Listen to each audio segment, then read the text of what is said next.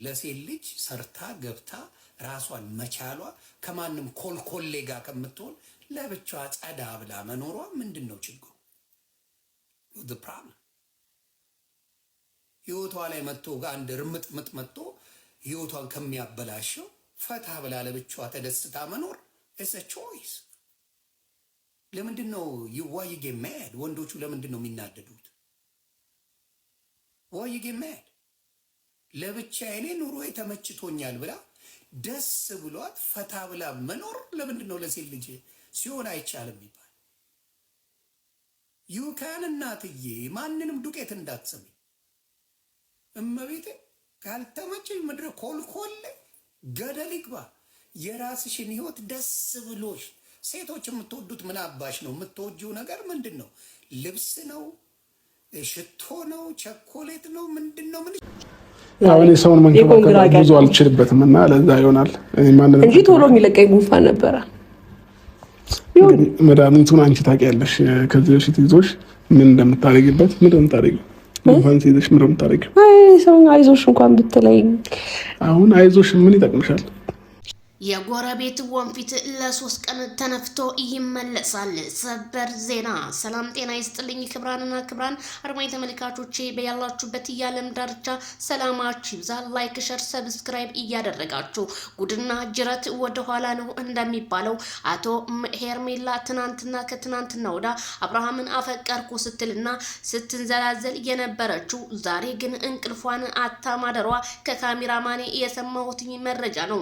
ታዲያ እሱስ ምንድነው? እንዴት ነው ታዲያ? አቶ ሄርሜላ ትናንትና አብርሃምን ጉፋን ይዞኛል እባክህ አሻሸኝ ሳመኝ ቀፈይ ስትለው እሱ ደግሞ የማያዋጣ ሰው ምን ያደርግልሻል ሲላት ሄርሜላ በጣም በማዘኗና ዛሬ እንቅልፏን አታ በቲክቶክ ፔጇ ላይ እንደፖስተችው ከማንም ሸለምጥማጥ ጋር ከመኖር ብቸኝነትን እመርጣለሁ ማለቷ ተሰማ።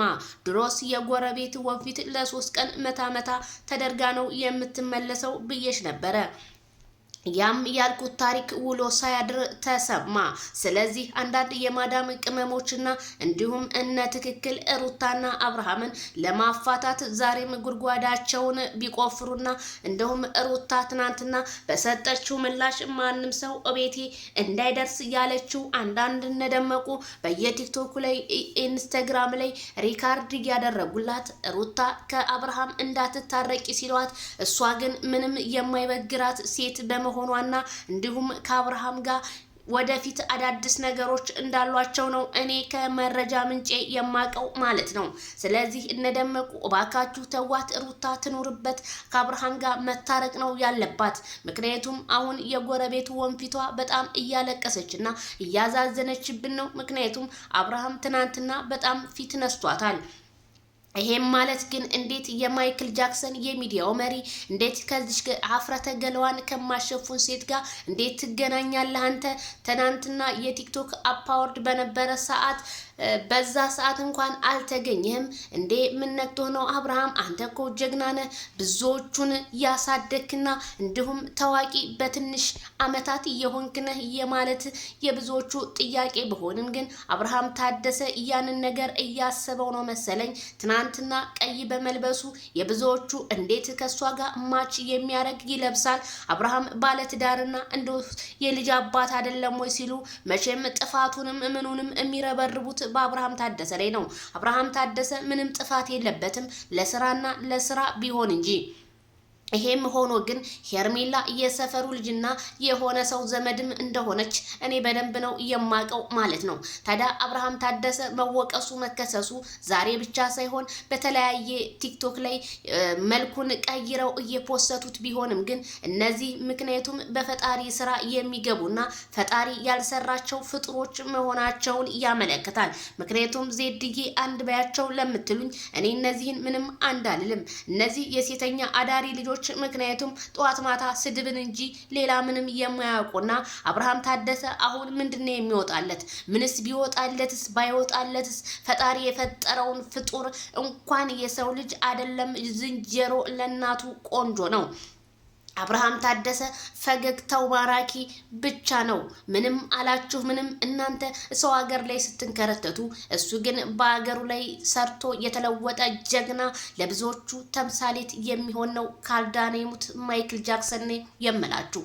ዛሬም ነገም ቢሆን አብርሃም ታደሰ ወደፊት ሌስጎ የምሰራው ስራ አዎ ለስራ ነው ብሎ ተናግሯል። ራሱም ከትናንትና ወዳ አዎ እኔ ሰውን ለመቀየር እንጂ ሌላ ለምንም አስቤ አይደለም።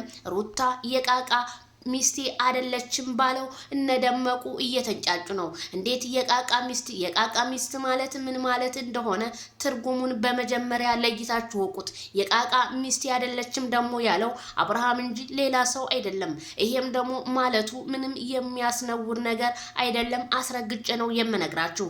አሁን ላይ ግን ሄርሜላና አብርሃም በመካከላቸው ክፍተት ተፈጥረዋል። እሱም ምንድነው? በውሸት የውጭ ቪዛ አሰርቼልሃለሁ ባለችው የውጭ ቪዛ ደግሞ የምታሰራው የኔ ፓስፖርት ካልሰጣት ነው ወይ በማለቱ ይሄ ክፍተት ቢፈጠርም ትናንትና ጡቷንና እንዲሁም ከታች ሰውነቷን እያሳየ ስትመጣ አላማረብኝም ወይ ምናምን ስትለው እኔ ምንም አላማርሽኝም ምንም አላየውሽም ሲላት እንዴ እስከዛሬ አላየኸኝም ወይ በማለት አብርሃም የተለያዩ ነገሮችን ፊት እየነሳ ቢመልስላት ሄርሜላ ግን አዝናለች። ምክንያቱም ያዘነችው አብርሃም የኔ ቆንጆ የኔ ሸበላ እንዲላት ነበረ።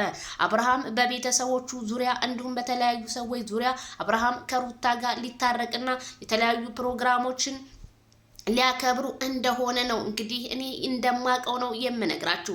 ስለዚህ በትዳር ውስጥ ገብታችሁ እነ ትክክል ይለያዩ ለምትሉ ሰዎች የራሳችሁ ህይወት የላችሁም ወይ? ሩታ ሲንግል ማም ትሁን የምትሉ ሰዎች ሲንግል ማም ትርጉሙ ምንድነው? ልጁን ያላባት እንድታሳድግ ብትፈልጉም ግን ሩታ በጣም ቤተሰብ አላት፣ አብርሃምም ቤተሰብ አለው። አሳዳጊ የበደላችሁ ግን የሰውን ትዳር ለመበጥበጥ ባትሯሯጡ እንደኔ ባይለኝ እላለሁኝ። ዜናዬ ለሁሉም ሰው ይድረስልኝ። ሄርሜላ እንግዲህ መልካም የመቃጠል መልካም የማበድ ዘመን ብዬሻለሁኝ። ምክንያቱም ወንፊት መታ ተደረገ።